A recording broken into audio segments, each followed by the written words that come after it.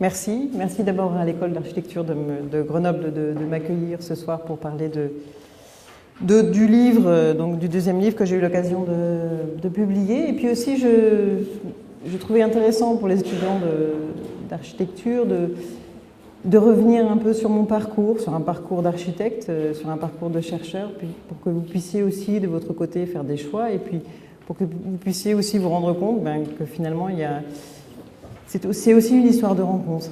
Voilà. En fait, l'histoire autour de Candilis, Josique et Woods, eh bien, finalement, j'ai rencontré cette production, on va dire, au cours de mon DEA. Parce qu'après mon diplôme, à l'époque, si on voulait faire un peu de recherche, il fallait faire un DEA et ensuite une thèse.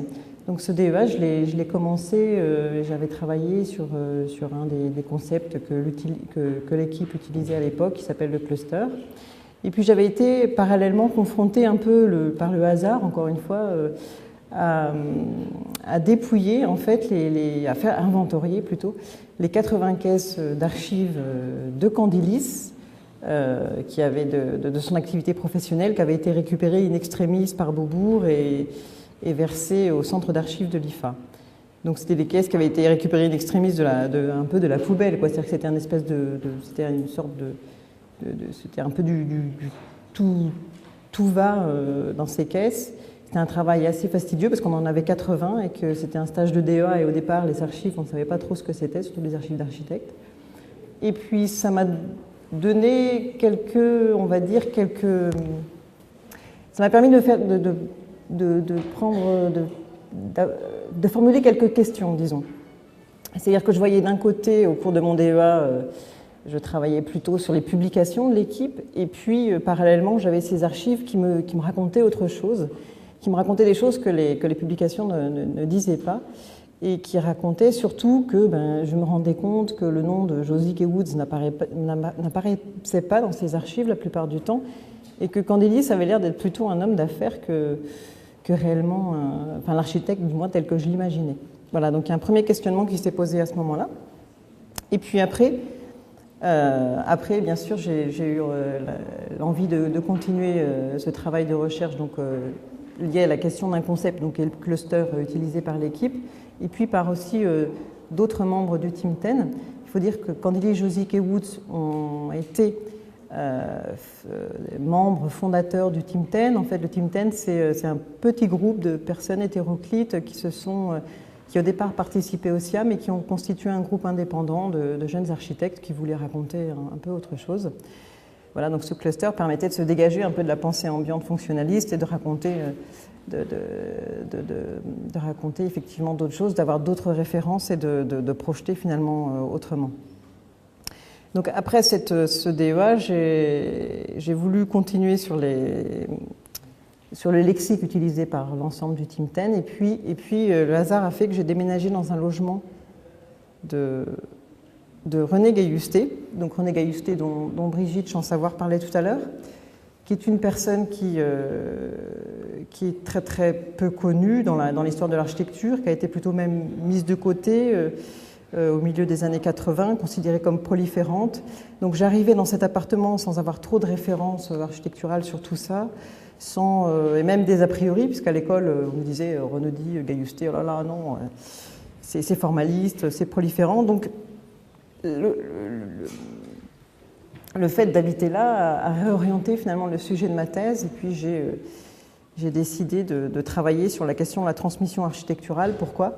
Parce que René Gaillusté, la première fois que je l'ai rencontré, elle m'a dit mon travail n'est pas intéressant, je préférerais quand même que vous travailliez sur l'œuvre de Jean Renaudy. Donc toute la thèse a été d'essayer de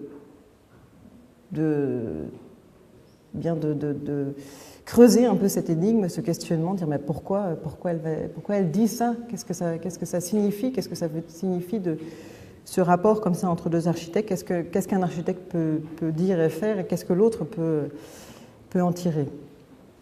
Ça m'a permis aussi de fouiller une question qui est la relation entre la théorie et la pratique.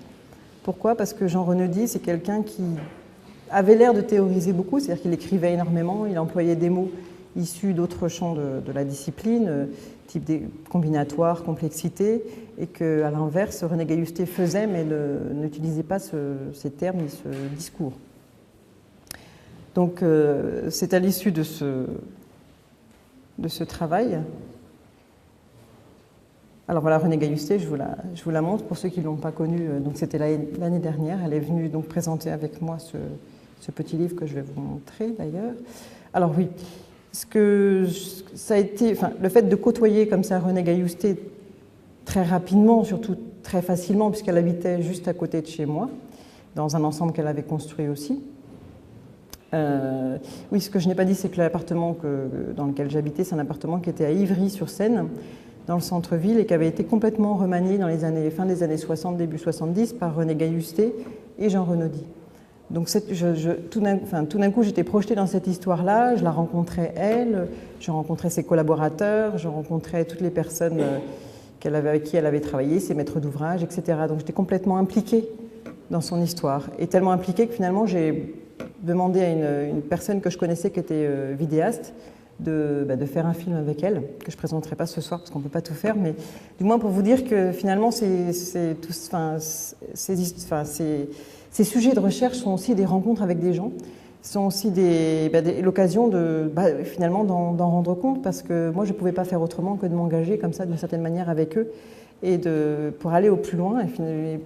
Alors des fois je me suis demandé, surtout dans le cas de René Gaillusté, s'il me manquait pas un peu de distance critique. C'est vrai que je finissais par être un peu le porte-parole, et puis bon an mal an, on ne regrette pas d'avoir fait tout ça, parce que ça contribue encore une fois à la culture architecturale et à la mémoire de ces gens. Alors là, revenons un peu sur l'exercice de René Gaillusté, simplement pour vous dire que elle a travaillé donc indépendamment de Jean Renaudy. Ils avaient des exercices complètement indépendants. Donc c'était voilà. Alors ma thèse donc a consisté à travailler un peu sur la question de la transmission. Je pense que pour des étudiants en architecture, c'est pas rien de savoir comment les choses se transmettent. Et puis cette thèse m'a aussi amené à écrire un petit article dans un AMC qui est sorti en juin 2008, je crois. Et puis donc ce livre dont j'ai parlé tout à l'heure, qui s'appelle La politesse des maisons, alors qui est plus, autant l'article est une espèce de résumé de la thèse, autant le livre est plutôt un portrait poétique de l'architecte. J'y ai mis des conversations que j'ai menées avec elle, et j'ai mis aussi un abécédaire que j'avais trouvé dans ses archives, qu'elle trouvait sans intérêt, mais moi je considérais que c'était une chose importante, d'autant plus qu'elle y exprimait des choses qui n'étaient pas publiées par ailleurs. Elle y avait mis sa sensibilité, sa poésie.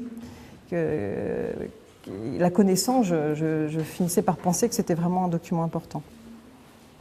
Voilà, alors c'est ensuite, une fois que j'avais fait tout ça, qu'on m'a demandé d'écrire un ouvrage sur Georges Candelis. Et c'est un document que vous voyez que j'ai trouvé sur Internet. C'est un peu l'idée que ce qui émerge là, c'est qu'on voit Georges Candelis tout seul, ses acolytes ne sont absolument pas représentés. Et finalement, c'est souvent comme ça qu'il apparaît dans les livres d'histoire de l'architecture, qu'il apparaît dans les annuaires, pas dans les annuaires, dans les dictionnaires, dans les encyclopédies. C'est très très rarement que finalement, que les trois soient décrits indépendamment, et c'est surtout lui qui est décrit comme étant le seul protagoniste, le seul qui mérite d'être inscrit dans l'histoire, on va dire. Donc la première question qui s'est posée à moi, c'est est-ce que ça vaut la peine réellement de travailler que sur cet homme tout seul? Donc j'ai parlé de ce projet à René Gaillusté, qui en fait a très bien connu l'équipe Candelis-José Coudes, parce qu'elle y a travaillé quelque temps, parce que aussi elle a eu aussi des rencontres avec les Allison et Peter Smithson. Elle les connaissait, et puis c'est aussi des architectes qui ont puisé beaucoup dans les idées du Tintin. Donc elle m'a finalement invité à aller rencontrer le dernier protagoniste qui était encore vivant qu'il est encore aujourd'hui, mais aujourd'hui, bien sûr, il a vieilli. À l'époque, cette photo, elle date de janvier 2009. Donc là, il a 87 ans. Donc je me suis dit que c'était l'occasion là d'enregistrer, enfin de converser avec ce monsieur. J'ai passé beaucoup de temps. Et à l'issue de tout ce temps passé, je me suis rendu compte en effet qu'un livre sur Candilis seul ne valait pas la peine, qu'il fallait vraiment parler des trois ensemble, de ces trois hommes. Et je crois encore une fois, puisque ce sont une majorité d'étudiants qui sont ici, que c'est important de faire cette démarche. C'est important finalement, même si c'est pas toujours simple, parce que c'est vrai que c'était difficile de le rencontrer, il a mis plusieurs mois à accepter, qu'il m'a au départ toisé avec un peu de méfiance, et puis finalement il m'a totalement adopté, mais ça, encore une fois, ça a pris du temps. Voilà, donc l'équipe Candilis José Coutts, ça c'est ces trois petites images qu'on trouve dans la monographie qu'ils ont écrite ensemble, qui s'appelle Une décennie d'architecture. Donc on les voit les trois avec des positions très claires, très simples. Un qui est Georges Candilis à table en train de converser avec d'autres personnes, un qui dessine et puis un qui a l'air plus dans le fil de ses pensées, mais c'est pas rien la façon dont il se représente. C'est-à-dire que c'est aussi comme ça que que les architectes vont les percevoir, et c'est aussi comme ça que moi je les ai perçus. Alors après, vous allez voir dans l'entretien donc avec Alexis Josy, il va dire un peu les choses différemment. Alors, les entretiens avec Alexis Josy ont aussi été l'occasion de m'interroger sur son propre rôle à lui. Parce que autant Georges Candilis écrivait beaucoup, autant Jadrak Woods écrivait beaucoup aussi, autant Josy qui était complètement... c'est quelqu'un qui n'apparaissait pas du tout dans les revues en tant que tel, comme auteur en tous les cas. Donc je m'interrogeais beaucoup sur son rôle et j'ai compris à l'occasion de ces rencontres que finalement ça a été sans doute grâce à lui que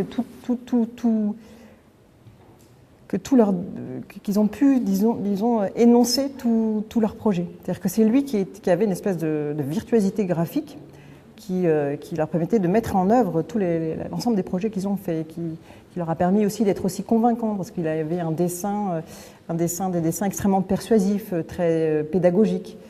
Et il a été vraiment, même en étant, encore une fois, c'est des choses qu'il faut fouiller, parce que d'emblée, ça se trouve pas comme ça. C'est-à-dire qu'il faut aller l'interroger, il faut aller chez lui, il faut regarder ses archives personnelles, sa collection personnelle, il faut regarder la façon dont il dessine, dont il raconte, pour percevoir tout ça.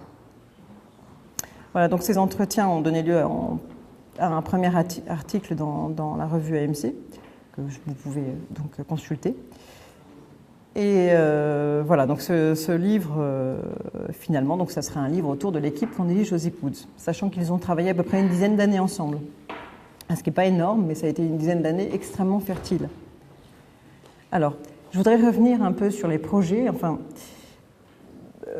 sur les projets dont je traite dans le livre, parce que ça, c'est un des choix difficiles à faire. La commande qui m'était faite, c'était une monographie. Une monographie qui rentrait dans une collection qui s'appelle Les carnets d'architectes. Et en même temps que Candilis Josy Coutts, il y a un livre sur Louis Arech qui est sorti, un livre sur Bernard Zerfus, un autre sur les frères Honegger et puis un autre sur Perret. Alors, à l'exception de Perret, tous ces ouvrages décrivent des architectes de l'après-guerre, en fait, qui ont travaillé énormément sur le logement de masse. Donc, pour Candilis Josy Coutts, c'était donc assez difficile de faire des choix, parce que c'est des gens qui ont énormément construit, qui ont quand même construit plus de 10 000 logements, avec des opérations de taille extrêmement diverses. Donc ce que j'ai essayé de faire à travers ce livre, c'est plutôt que de décrire des choses, j'ai essayé de rendre compte de processus de conception, c'est-à-dire de l'évolution d'une pensée. Donc j'ai pris 4 projets typiquement de logement, et puis j'ai quand même parlé d'un projet qui était assez porteur à l'époque, qui est l'Université de Berlin, que je ne vous montrerai pas ce soir, mais que je vous invite à regarder à travers le livre. Donc sur ces opérations, je commence par l'ADBAT. Alors qu'est-ce que ça veut dire l'ADBAT? C'est l'atelier des bâtisseurs. En fait, les 3 architectes, les 3 hommes se sont rencontrés à l'atelier des bâtisseurs. C'était un bureau d'études en fait, qui avait été créé par Le Corbusier et Bodiansky, qui était son ingénieur, pour mettre au point, disons, les plans d'exécution de l'unité d'habitation de Marseille et poursuivre le chantier. Donc ça s'est fait comme ça. Les 3 hommes se sont retrouvés dans cette structure. Et il y avait 2 antennes, un ADBAT Paris et un ADBAT Afrique. Voilà, l'ADBAT, on est en 1953 à peu près, en partant de la gauche, un japonais, donc c'est pas un des membres de l'équipe. Tout de suite après, à sa droite, c'est Georges Candilis, et puis à l'extrême droite, Alexis Josic. Donc cette période, elle est extrêmement intéressante, déjà parce que c'est l'endroit où ils se rencontrent, où ils vont apprendre à travailler ensemble. Mais alors Woods, là, il est encore au Maroc ou en Algérie, donc on ne le voit pas sur la photo. Mais c'est un moment extrêmement fertile pour eux parce qu'ils vont mettre en place des espèces de prototypes de logements collectifs assez originaux parce qu'ils vont métisser des formes traditionnelles comme la maison à patio avec la forme d'habitat collectif tel qu'on peut l'imaginer en Europe. Voilà. Et ces documents ont été très publiés. Il faut dire que Candilis était un stratège. Il était notamment membre du comité de l'architecture d'aujourd'hui, du Carré Bleu plus tard. Et puis c'est vrai que le Team 10 a été aussi une façon de colporter leurs idées. Et puis ces projets qui ont été faits en Afrique ont vraiment fondé leur crédibilité par rapport au Team 10. C'est-à-dire que ça a été vraiment l'occasion de discuter, de débat et l'occasion de penser les choses autrement. Voilà, ça c'est un lieu qui s'appelle les Carrières Centrales, qui se trouve à Casablanca. Donc toutes les maisons à patio que vous voyez, en fait, c'est des maisons à patio qui ont été dessinées par Michel Écochard, parce que Michel Écochard était en charge du projet général de ces carrières. Et puis l'ADBAT Afrique devait dessiner les trois ensembles de logements collectifs que vous voyez au fond. Là, c'est un photomontage. On voit à droite la réalité En fait, ces maisons à patio étaient destinées à résorber des bidonvilles. D'ailleurs, cette image a permis à... je reviens toute petite seconde sur cette image. Les maisons à patio telles qu'elles étaient disposées comme ça ont réellement fasciné Candilis. Il faut dire que Candilis, il était d'origine grecque, Josic d'origine serbe, et c'est des gens, alors j'ai compris après avec les entretiens, c'est des pays qui sont tous les deux très imprégnés par la culture turque. Donc les maisons à patio, ils savaient exactement ce que c'était. Mais ça a en tous les cas permis à Candilis de théoriser un peu sur la forme en trame. Donc après, ça explique un certain nombre de choses. Voilà les logements, un type, vous voyez vraiment c'est l'idée de juxtaposer en fait des maisons à patio. Là on les dessert par coursive. Voilà ce que ça peut donner. Voilà un type ils disent établir des types, entre guillemets. Et là c'est le type nid d'abeille. On voit que graphiquement, plastiquement, ce sont des prototypes très très forts, d'autant plus qu'on a l'impression, même quand vous voyez la réalisation, que c'est des maquettes, parce qu'on ne voit même pas le dessin de la menuiserie. Enfin, il y a un aspect plastique qui n'est pas inintéressant. Et Alexis Josic disait qu'à l'époque, ça avait réellement créé un choc. C'est-à-dire que c'était complètement hors norme. Voilà le type qui était destiné... Alors là, c'était pour les musulmans, et puis là, c'était pour les Israélites, entre guillemets.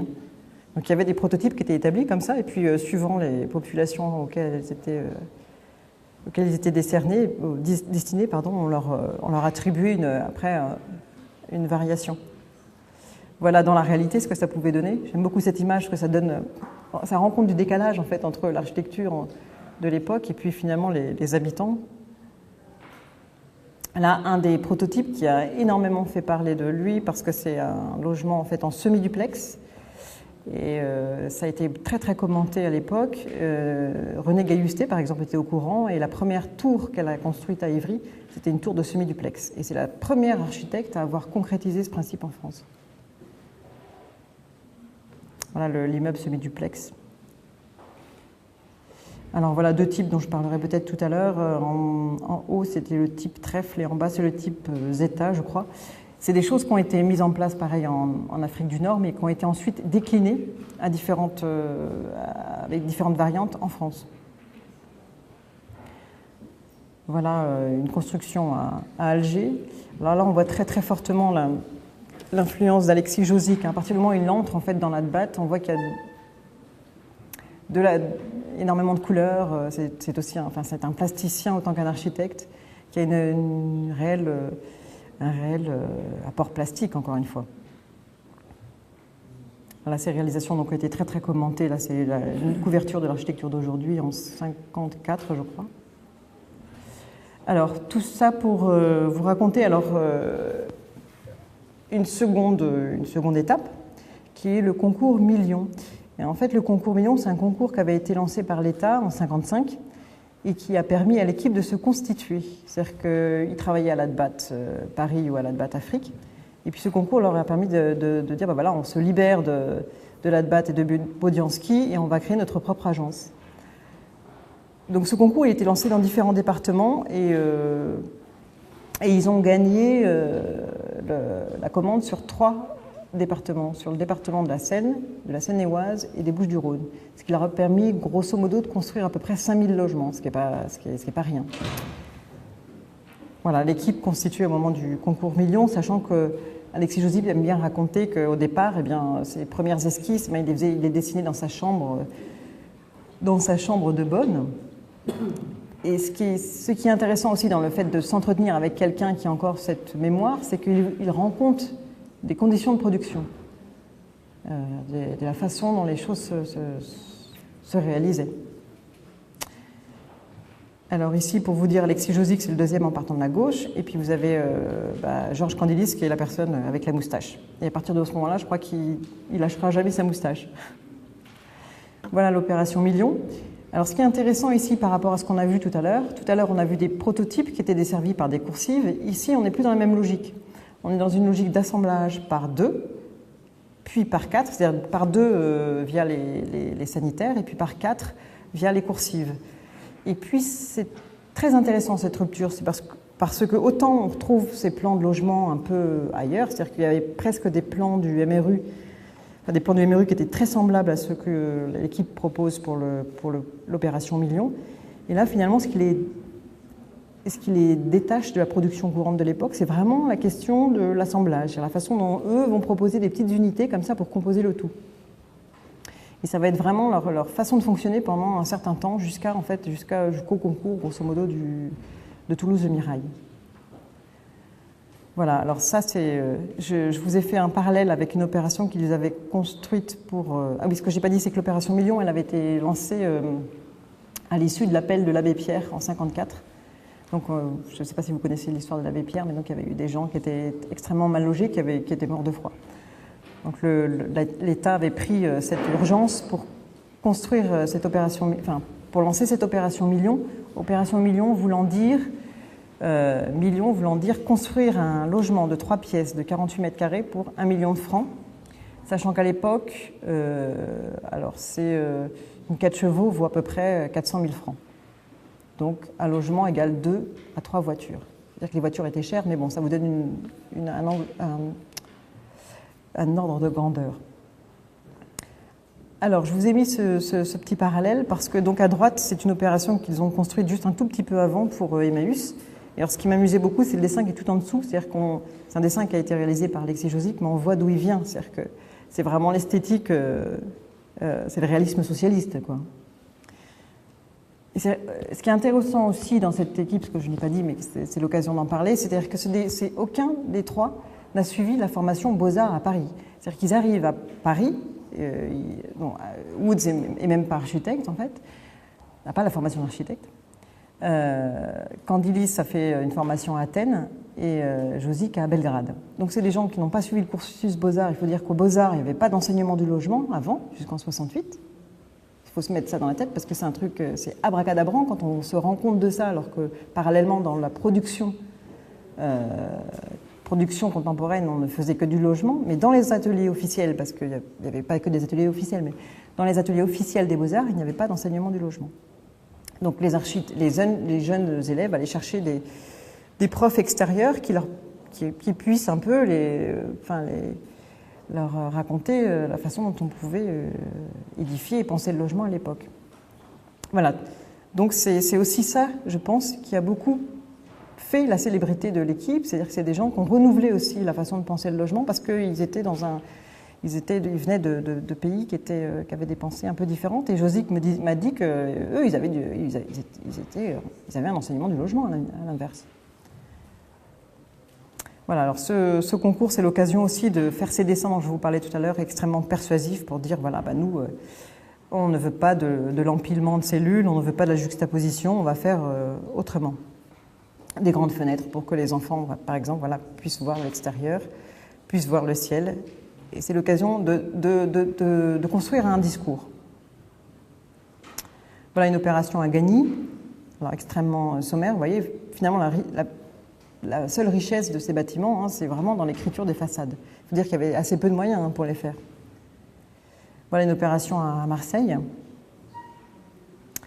Alors voici une opération à Bobigny, qui est du logement million un peu amélioré, avec, vous voyez, une tour centrale.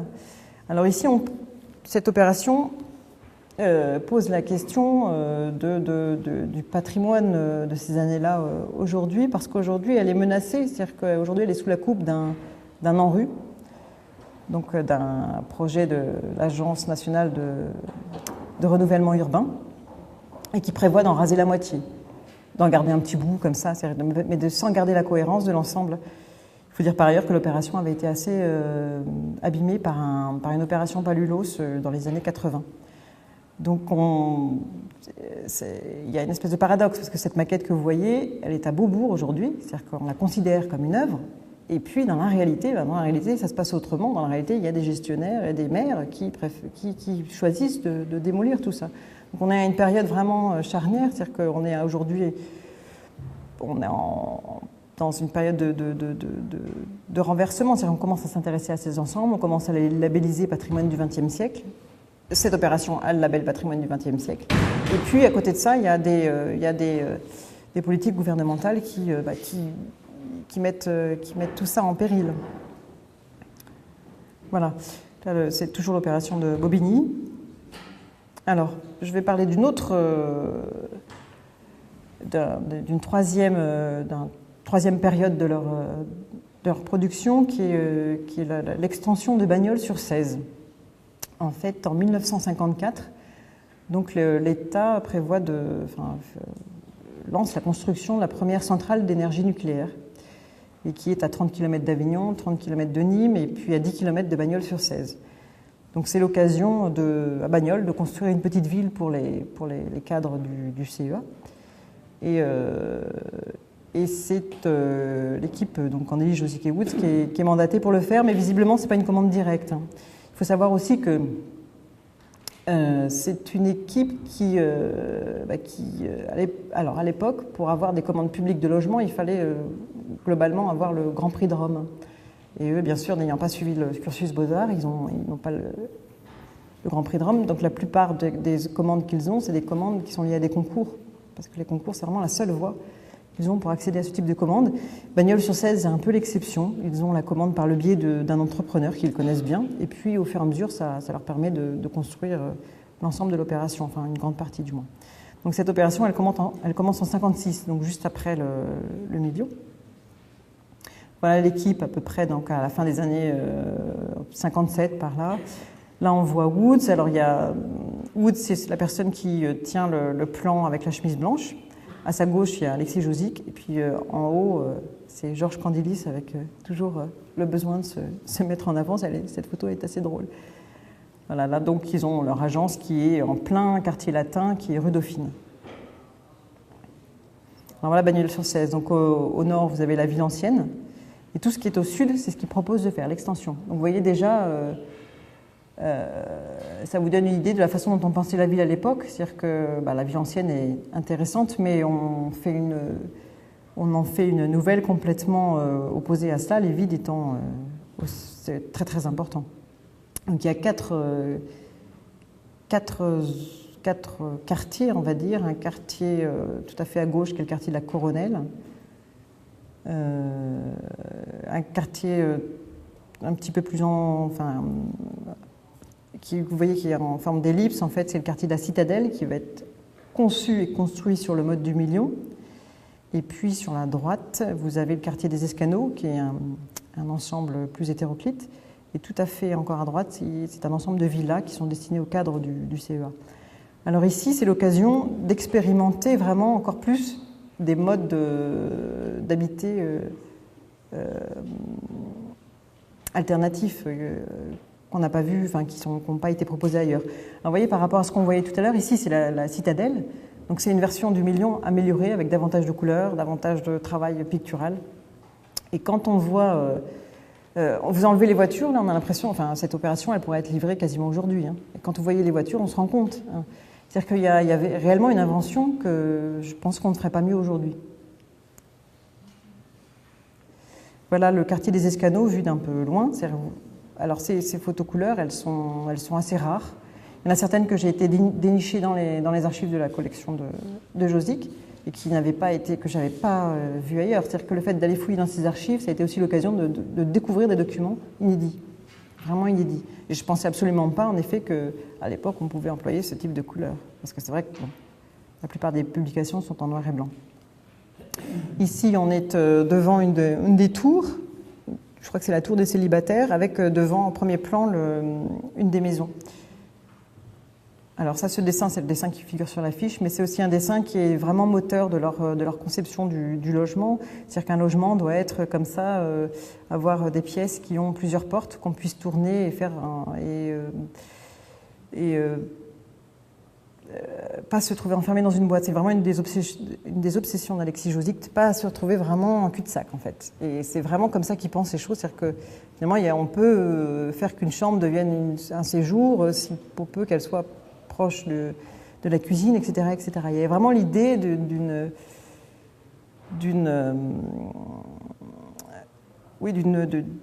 possibilité de changer la fonction des pièces par ce principe.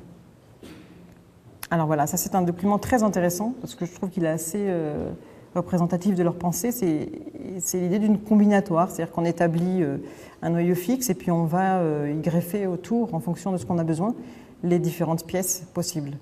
Et ça, c'est vraiment comme ça qu'ils pensaient les choses. Vous voyez, cette publication est italienne, donc c'est vous dire que, bon, encore une fois, leur travail dépassait le cadre même de la francophone, quoi. Alors ici, on est sur les logements pour les cadres, les villas, et on voit que le principe du semi-duplex est réinvesti là, réactivé pour produire un nouveau type de logement. Voilà le travail sur les tours. Je trouve que là aussi, on est dans une démarche qui va rendre compte de l'établissement de certains types et puis de leurs variations. Cette planche, elle est issue du livre qu'ils ont publié. Et elle est très très intéressante. Alors la dernière tour à droite, en svastika, c'est des choses qui sont permanentes aussi. Enfin, cette figure est vraiment récurrente dans leur œuvre. Et c'est cette figure-là qu'ils appellent le cluster d'ailleurs. Voilà une des tours à gauche, une des tours de Bagnoles et à droite, une équivalente à Ivry-sur-Seine. Donc c'est des types qu'ils établissent à des moments et qui vont pouvoir appliquer dans des contextes complètement différents. Alors sur cette photo à gauche, ce qui est très étonnant, c'est de voir ce rouge sur tout le pignon. Alors Alexis Josic m'a raconté que à l'époque, jeune architecte, ne sachant pas trop, il va sur le chantier, il était très ami, en fait, ils étaient très liés avec l'entrepreneur qui s'appelait la construction moderne. Et il essaye un premier rouge, il fait essayer un premier rouge, disons, il y a l'ensemble du pignon qui est peint, et puis il regarde, finalement, c'est pas tout à fait la bonne couleur. Et il a réussi à faire repeindre l'ensemble du pignon une seconde fois. C'est-à-dire que c'est aussi des conditions de production et c'est extrêmement incroyable. Alors, bien sûr, on voit que l'architecte, à l'époque, les entrepreneurs gagnaient bien leur vie. Ils racontent que l'entrepreneur venait les chercher à la gare avec je sais plus ce que c'était avec une voiture anglaise, enfin un modèle hallucinant. Enfin, et puis des repas au restaurant. Enfin, il y a une espèce de joie de vivre et d'avoir de l'argent comme ça qui semble assez facile par rapport au contexte d'aujourd'hui. Alors ici, c'est un document que j'aime bien aussi, mais qui n'est pas applicable à Bagnoles, mais qui rend compte aussi de cette figure de cluster qui est au départ appliquée pour des maisons en Iran, et puis qui va permettent, vous voyez, de faire des plans masse comme ça sur ce type-là. Voilà un des assemblages pour le quartier des Escanaux. Alors pareil, on essaye de rediviser les ensembles en sous-ensembles et de les réarticuler. L'articulation est un des thèmes porteurs. Voilà un des ensembles des Escanaux. C'est pareil, hein, vous enlevez les voitures, vous dites c'est vachement bien, ça pourrait être construit aujourd'hui. Et c'est vrai que ça devait être quelque chose à l'époque. Alors, je finis sur Toulouse-le-Mirail, qui est une opération très importante. Voilà. C'est un concours qui est lancé en 1960-61 et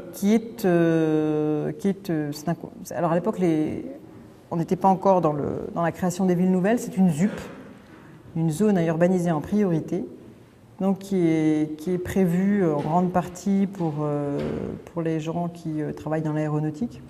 Et c'est une ville qui est prévue pour 100 000 habitants. À droite, en haut, vous avez la ville ancienne et à gauche, donc en bas, Toulouse, tel qu'imaginé par l'équipe qui remporte le concours donc à l'issue d'un second tour et devant notamment l'équipe de Le Corbusier et l'équipe de Louis Arel, ce qui n'est pas rien. D'ailleurs, il semble que Le Corbusier était un peu furieux de savoir que ces poulains avaient gagné devant lui. Alors, quand on voit cette forme, on s'interroge, bien sûr, on s'interroge, mais qu'est-ce qui a pu générer ce type d'organisation? Et à l'inverse de ce qu'on voyait tout à l'heure, tout à l'heure on voyait des quartiers qui n'étaient pas forcément reliés les uns aux autres, mais on voyait des quartiers avec des formes urbaines un peu différentes, mais pas tant que ça. Et là, on voit plutôt un réseau.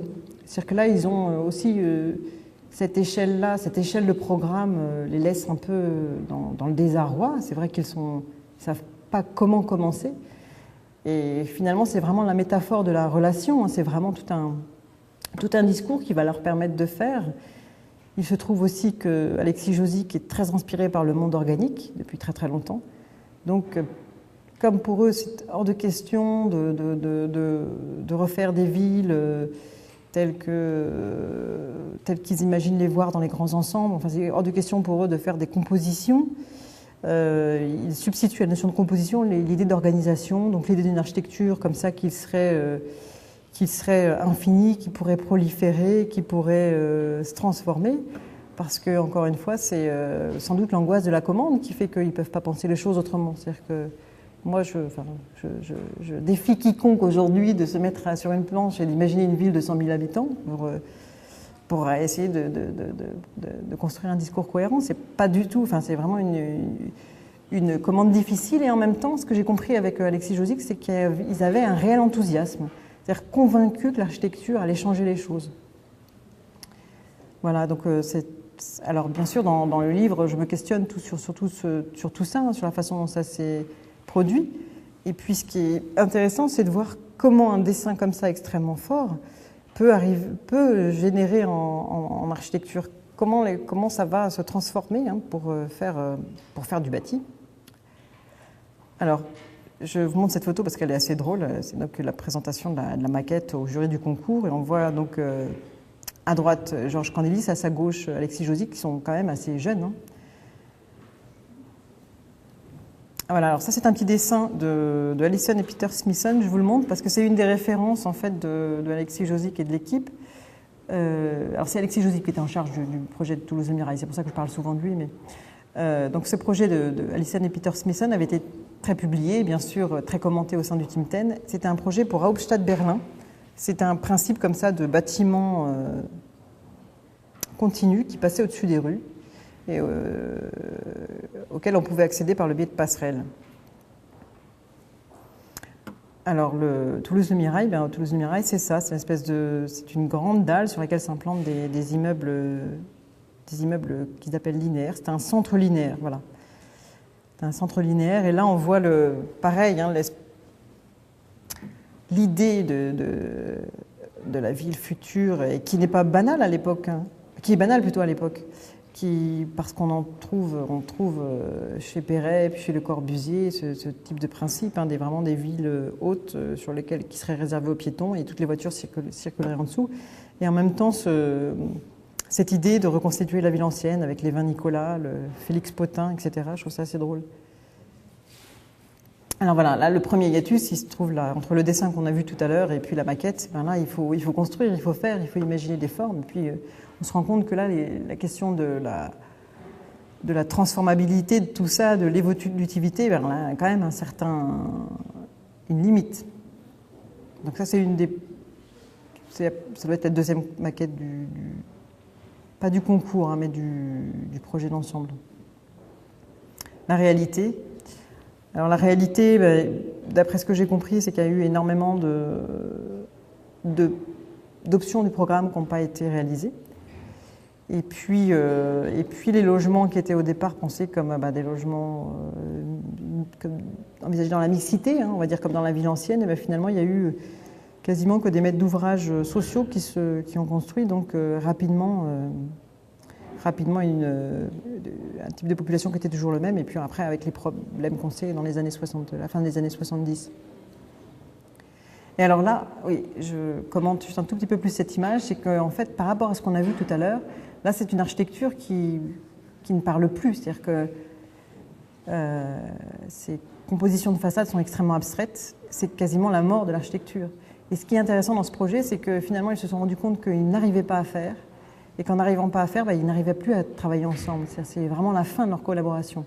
C'est-à-dire ce moment-là, c'est un moment crucial pour eux où ils finissent par plus s'entendre parce que ce projet est impossible, en fait. Voilà une des rues hautes des immeubles, parce que le principe, c'est comme chez Le Corbusier, d'avoir des rues promenades comme ça qui distribuent le logement. Alors là, il n'y en aura que 2. Le reste sera que 2 au 2e et 7e ou 9e étage, je ne sais plus. Et on accède après par des cages d'escalier au reste des logements. Les logements sont par contre sont très intéressants puisqu'on a, voilà, ça c'est un des logements avec un demi-niveau, une surhauteur à un moment donné, des grandes traversées visuelles, c'est-à-dire que la chambre 2, là vous pouvez complètement l'ouvrir, elle donne sur le séjour. Il y a vraiment une générosité au point de vue spatial dans les logements qui sont extrêmement bien travaillés. Voilà le logement, la maquette en fait de grandeur nature qui avait été exposée à l'époque au Salon des Arts Ménagers. Alors, et puis le reste des bâtiments, en fait, vous avez le centre linéaire, et puis au pied, ils imaginaient des équipements publics comme ça qui seraient greffés comme une espèce de nappe. Et là, on voit que l'image que je vous ai montrée au tout début des maisons à patio des Cochards n'est pas loin. Ils sont fascinés par le monde de l'Orient, et pas pour rien. Pour eux, c'est quelque chose de connu, en tous les cas pour Candelis et Josic. Donc ils imaginent comme ça des nappes d'équipements publics. Là, vous avez le marché, le centre culturel qui viennent comme ça remplir tout le vide. Alors ces nappes, elles sont construites sur le principe d'un bâtiment qui avait été très commenté à l'époque et qui est l'atelier le centre artisanal de Sèvres, qui avait été construit donc pour des artisans, aujourd'hui en grande partie démoli, mais dans lequel et vit toujours Alexis Josic. Voilà le centre commercial de Toulouse. Et voilà un des quartiers, qui est le quartier Rhénéry. Alors ici, on est dans le même constat que pour l'opération de Bobigny. C'est un projet qui est sous la coupe d'un grand projet de ville. J'y suis allée cet été et en fait, la plupart des bars que vous voyez sont découpés en petits morceaux. C'est-à-dire qu'on en laisse un bout, mais on n'en laisse pas la cohérence, quoi. Là, c'est pareil, ça pose question. C'est-à-dire qu'à quoi bon les garder si on démolit finalement l'esprit initial? À ce moment-là, tout ça devient un peu insensé. Voilà. J'ai terminé pour la présentation. Ce que je voudrais faire, sauf si vous avez des questions, peut-être, je voudrais vous présenter donc un film, et encore une fois, si vous avez des questions, je les écoute. Non ? Alors, je vais donc vous présenter un film d'entretien avec Alexis Josic qui a été réalisé avec pas énormément de moyens, mais bon, c'est tout à fait regardable. Donc, c'est des choses qu'on a. Je dis on parce qu'on était 2. J'ai entraîné encore une fois une autre amie vidéaste à faire ce film avec moi. L'idée, c'était vraiment de récupérer le plus de matière avec cet homme que vous voyez vieillissant et de récupérer le maximum de témoignages de tout ce qu'il a pu vivre, rencontrer, projeter, créer. et puis d'en faire quelque chose. Alors aujourd'hui, c'est une forme, il y a 17 minutes. L'idée, c'est de faire un film plus général. Bien évidemment, pour l'instant, on n'a pas eu les moyens de le faire, disons qu'on n'a pas de... Mais c'est un premier pas, voilà. Oui, alors ce film, il a été tourné chez lui, donc dans la cité artisanale de Sèvres, du moins ce qu'il en reste. Et voilà, il y a à peu près un an, un peu moins d'un an.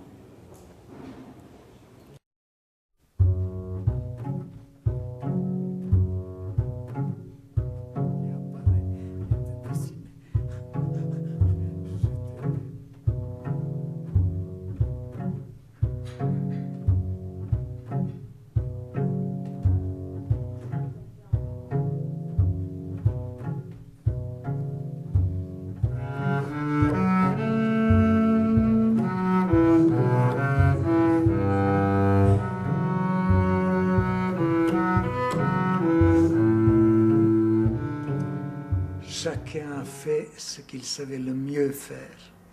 C'était ça ma définition de notre travail ensemble, de fausse séparation qui n'existait pas. Chacun a fait ce qu'il savait mieux faire pour offrir aux autres aussi. Et ça a duré jusqu'à la fin. Jusqu'à la fin où le destin nous a séparés. Chad est parti le premier. Ensuite, Georges. Et je suis resté, pas par ma faute, je suis resté comme dernier des Mohicans. Et je continue. La nature m'inspire toujours énormément, pas dans le sens écologique, mais dans le sens formel. Par exemple, l'homme que je dessine là, avec le système intérieur des systèmes sanguins, des systèmes nerveux, etc. Je trouve que l'homme est le plus merveilleux bâtiment que la nature a créé. C'est d'une perfection absolue. Et c'est ça l'architecture. C'est toujours stable, c'est toujours posé sur quelque chose et c'est toujours vitalisé par les différents systèmes sanguins, nerveux et autres. J'ai rencontré à Ladbat, dans cet atelier de Ladbat, qui était une espèce de bordel invraisemblable, de carton, des rouleaux, de papier, des calques partout par terre et sur les murs, etc. Ça s'appelait l'atelier. À côté de ça, il y avait une grande salle qui s'appelait salle de réunion. On ne faisait jamais de réunions là-bas, sauf quand il y avait une espèce de grande réunion avec les promoteurs, etc. Et puis il y avait son petit cabinet avec la secrétaire, notre Janine nationale. Bod m'a appris de parler avec l'architecture. On parle avec l'architecture. C'est un dialogue constant.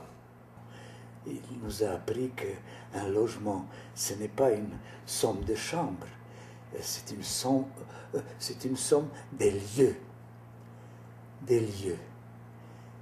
Un appartement, c'est une somme de lieux. C'est pas avec les murs qu'on sépare. On peut séparer avec la lumière, on peut séparer avec le sol, le décalage de sol. On peut séparer avec je ne sais pas moi, avec la fonction de ce lieu. Chaque pièce doit avoir au moins 2 portes. C'est une exagération, mais ça veut dire qu'il faut que ça communique. Et au fur et à mesure que tu habites, que tu t'habitues à habiter, à pratiquer ces lieux, tu l'améliores et tu l'adaptes à ta façon. C'est un enseignement que Bode a fait pas avec les discours, mais avec la façon de nous mener dans nos projets, etc. Et on discutait, je disais, où on va? Où on va comme ça? Bode, c'est un ingénieur. Il n'a pas la sensibilité que nous avons. Nous sommes les architectes. Nous pensons autrement, nous ressentons autrement. Alors, il est moment peut-être de penser, de se séparer et de créer, de commencer à voler avec nos propres ailes. Et ça a travaillé. Un beau jour, on a décidé, bon, le moment est venu, il y a une chance avec l'opération Million qui était lancée comme concours. C'est une chance.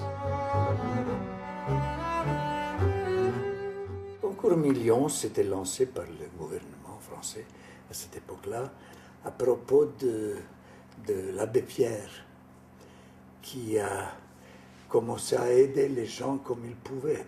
Et c'est là que nous avons sorti notre révolte. Il ne faut pas faire pour les gens pauvres des logements pauvres. Il faut faire des logements dignes. Et le concours était lancé pour construire une cellule type qui va coûter 1 million. Alors pour se rendre compte, tu m'avais dit qu'une voiture à l'époque coûtait combien? Oui. Une voiture, une 2 chevaux, pour un logement, tu pourrais avoir, pour 2 chevaux, deux chevaux, tu pouvais avoir un logement d'1 million. On a introduit une autre chose. On peut dire révolutionnaire. C'était impensable dans l'esprit bourgeois français de l'époque de traverser la salle de bain pour entrer dans une chambre. Mais on n'oublie pas qu'on peut entrer dans la chambre aussi de l'autre côté. Alors, traverser aussi à travers la salle de bain, une autre chambre. C'est qu'un bâtiment, avec sa faculté d'articulation, faisait dessiner un autre espace. C'est-à-dire, avec les bâtiments comme ça, tu pouvais faire des grandes places, tu pouvais faire des rues, tu pouvais faire des vides dessinés par le plein. Et là, j'ai essayé, parfois naïvement, d'écrire comment on dessine un espace. Un bâtiment, c'est un espace limité par les murs, par les plafonds, par les trucs. Donc il est fermé. Un espace ouvert, une place, une rue, une esplanade, machin, etc., elle n'est pas couverte. Elle est ouverte, mais elle est limitée. Alors, du fait qu'elle est limitée, ça devient un espace auquel il faut donner un sens. Qu'est-ce que c'est, tout à coup, un sens? C'est une place, c'est une rue, c'est une esplanade, et toute une dialectique d'urbanisme là-dedans entre. Tu comprends? Le rien n'existe pas. Dans l'urbanisme, il y a toujours quelque chose. Il y a un sens.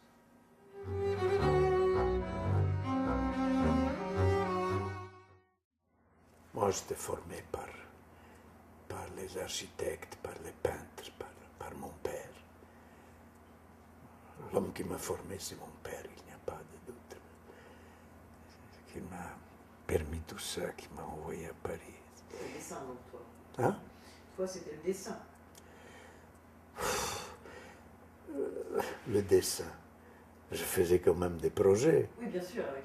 On disait, Josique dessine, Candelis il fait les affaires, et Woods il pense, philosophe. Je n'avais rien contre Woods, il pensait, mais est-ce qu'on peut faire le truc sans penser Est-ce qu'on peut faire l'architecture sans dessiner? Est-ce qu'on peut faire l'architecture sans attraper les affaires, etc. Enfin, c'était complètement con. Comment on travaillait? On travaillait beaucoup. C'est tout ce que je peux te dire. Comme ça, on travaillait beaucoup. On se consultait toujours. On travaillait ensemble. Chaque fois, c'était très connu. La coupole à Montparnasse, c'était notre lieu de réunion jusqu'à 2 heures du matin à partir de minuit, etc. Parce qu'on était jusqu'à minuit au bureau. Les dessinateurs partaient, etc. Mais nous, on restait, on regardait qu'est-ce qu'on a fait dans la journée et qu'est-ce qu'on va faire demain. Et quels sont les projets, etc. Alors on continuait tout ça, à la coupole, et là, je ne peux pas t'expliquer quels sont ces souvenirs extraordinaires de travailler ensemble, de vivre ensemble, de penser ensemble.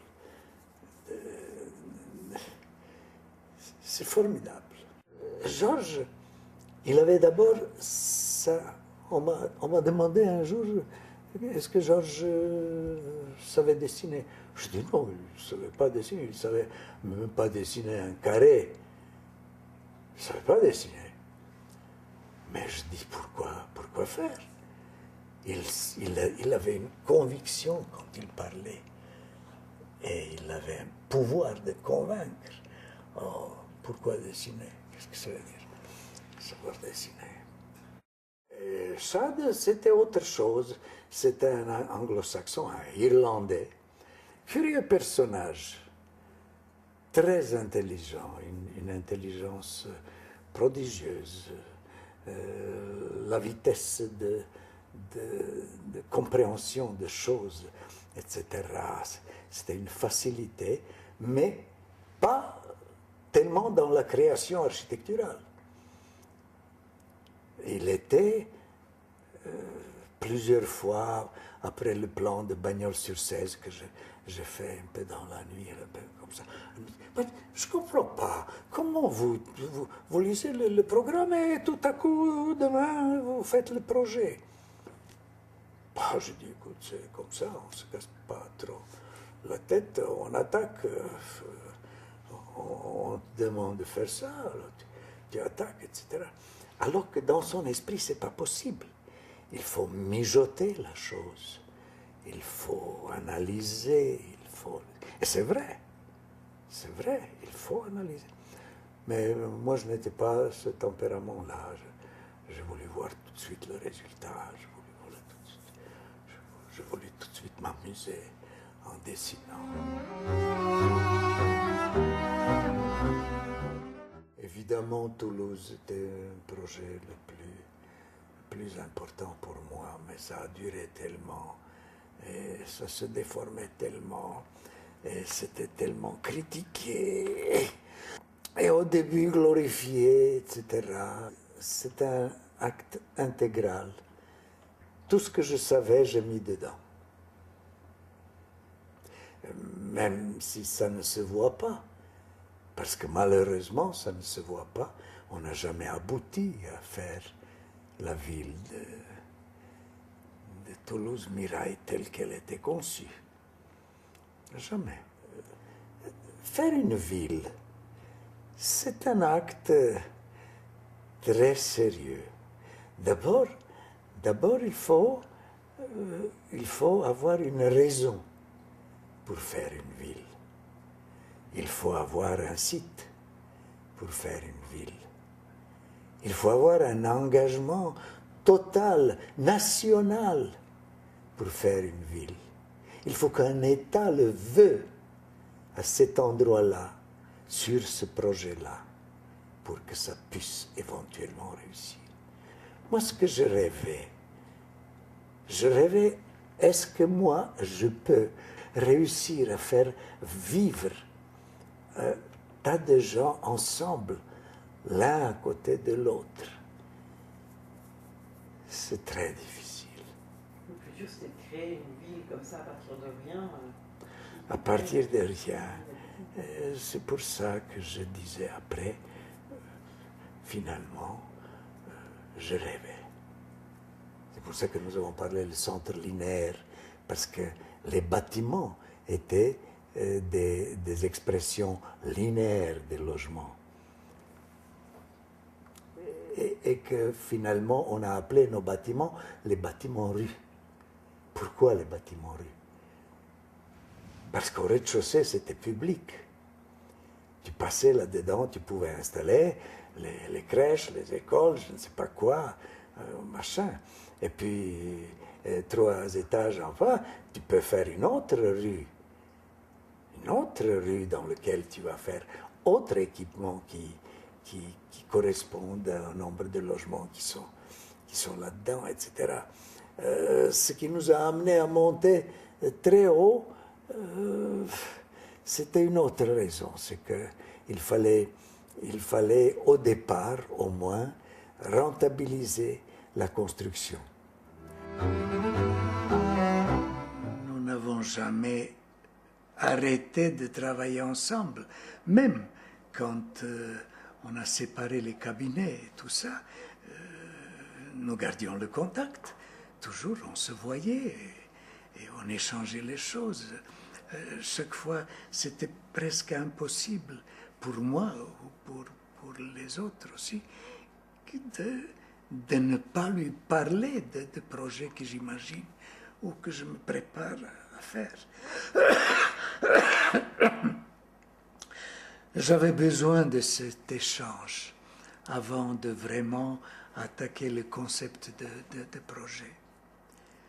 C'est une chose curieuse qu'en fait, on ne s'est jamais séparés. C'était des rumeurs qui disaient qu'on se séparait, etc. C'était pas vrai. Chacun a pris son chemin, sa propre doctrine sur les projets, sur les méthodes de trame, de web, de tout ce qu'on a parlé de nos conférences et à travers nos projets, nos esquisses.